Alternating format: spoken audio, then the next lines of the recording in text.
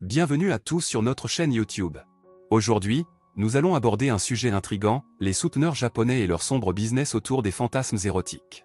Vous serez plongé dans un univers méconnu, où des hommes sont prêts à payer des fortunes pour réaliser leurs désirs les plus secrets. De la culture du fétichisme à l'industrie florissante des services sexuels, ce sujet fascinant vous révélera les dessous d'une réalité troublante. Restez donc avec nous jusqu'à la fin pour découvrir tous les détails de cette incroyable histoire. Et n'oubliez pas de vous abonner à notre chaîne, de liker cette vidéo, et de nous laisser vos commentaires. C'est grâce à vous que nous pouvons continuer à vous proposer des contenus aussi captivants. Les souteneurs japonais, un sombre business autour des fantasmes érotiques de nos jours, la société est de plus en plus ouverte sur la sexualité et les fantasmes érotiques. Les individus cherchent à explorer de nouvelles expériences, à repousser les limites de leur imagination et à satisfaire leurs désirs les plus profonds.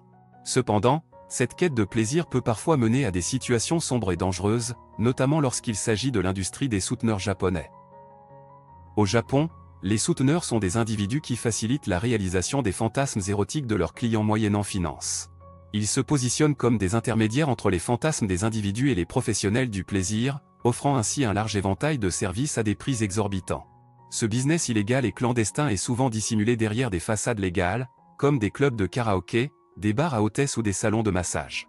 Ces établissements attirent une clientèle avide de sensations fortes et de plaisirs érotiques, prête à dépenser de grosses sommes d'argent pour assouvir leurs fantasmes les plus fous.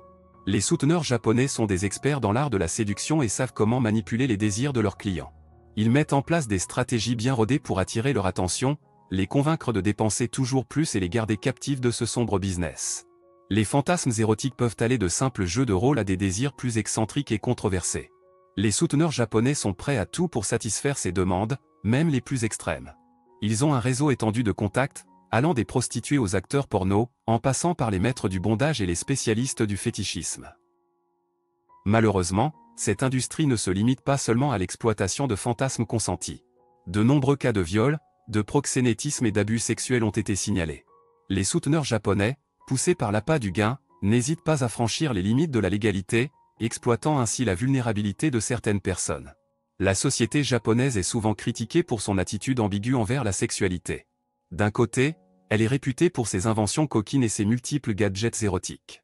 De l'autre, elle reste très conservatrice et puritaine, condamnant toute forme de déviance sexuelle. Cependant, il est important de souligner que tous les souteneurs japonais ne sont pas forcément des criminels. Certains d'entre eux fournissent des services légaux, tels que des conseils sur la sexualité, des cours de séduction ou des spectacles érotiques.